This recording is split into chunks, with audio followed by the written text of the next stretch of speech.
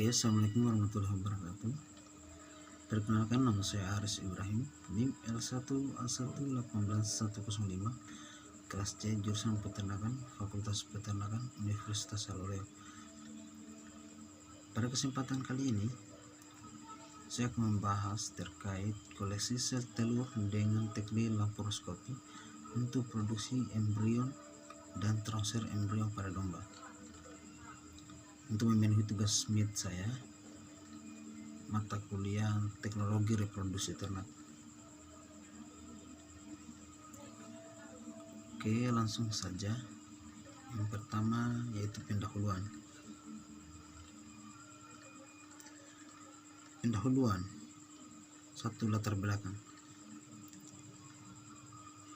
Luas dalam transfer embrio telah diakui dapat meningkatkan kualitas dan kuantitas ternak secara cepat. Namun perkembangan bioteknologi reproduksi ini pada ternak domba tidak sepesat perkembangan pada ternak besar seperti sapi, sehingga memperbaikan kualitas genetik pada domba pada kelompok ruminansia kecil ini masih tertinggal. Oleh karena itu diperlukan terobosan tentang aplikasi metode terbaru dari bioteknologi reproduksi untuk mendukung penerapan lebih rangka peningkatan mutu genetik. Produksi embrion in vitro merupakan salah satu alternatif untuk meningkatkan mutu genetik ternak apabila metode konvensional bisa tidak mungkin dilakukan. Namun diperlukan ketersediaan sumber sel, telur, dan sperma dalam jumlah yang cukup. Sumber sel telur dari donor hidup dipercayai mempunyai potensi dan variabilitas yang lebih baik dan memproduksi embrion vitro, apalagi yang berasal dari donor yang mempunyai mutu bagus. Dalam kurung Bladasare et al. 2020. Teknik laparoskopi merupakan metode yang dapat dilakukan untuk menjamin ketersediaan oosit dari donor hidup dan alat bantu dalam rangka penerapan bioteknologi reproduksi lainnya.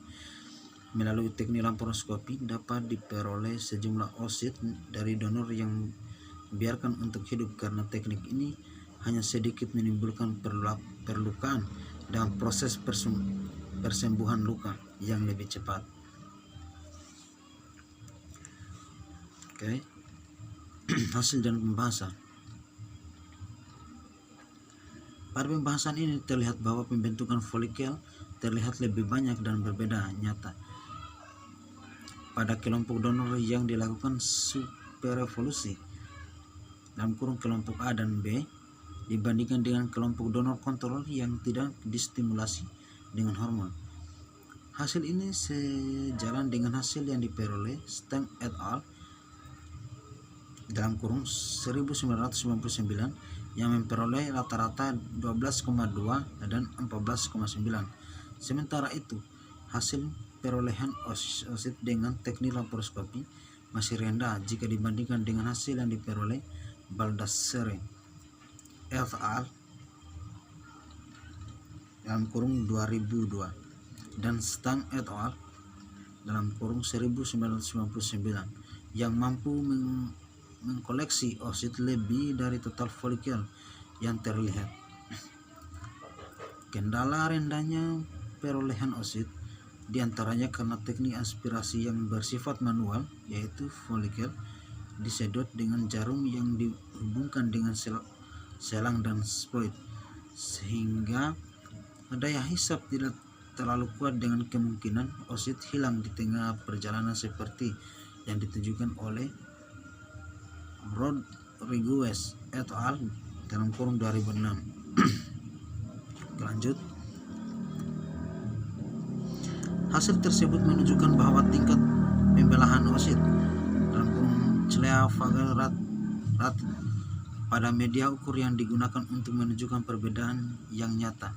Hal ini menunjukkan bahwa kultur media yang digunakan dapat mendukung perkembangan awal embrion.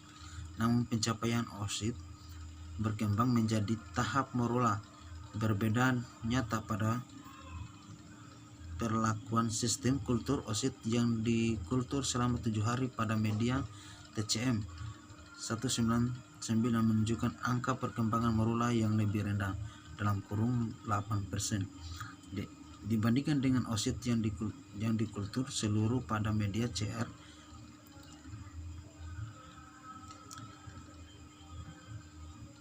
bagi AA kecil dalam kurung 29,90% maupun OSIT yang hanya pada tahap awal saja diukur pada TCM 199 yang kemudian dipindahkan ke CR1 AA kecil dalam kurung 25,66%. Hal ini menunjukkan bahwa pergantian media memperbaiki lingkungan embrion sehingga bersifat metabili yang bersifat toksik dapat dikurangi sejalan dengan penelitian Kajihira et al. Dalam kurung 1999. Kesimpulan dari hasil yang diperoleh dapat disimpulkan bahwa stimulasi gonadotropin 1500 IU dosis tunggal mampu menstimulasi perkembangan folikel yang signifikan untuk koleksi oosit donor dan membantu visualisasi folikel sehingga memudahkan orientasi pengambilan oosit. Terima kasih atas kesempatan yang diberikan. Saya lebih dan kurangnya mohon dimaafkan. Assalamualaikum warahmatullahi wabarakatuh.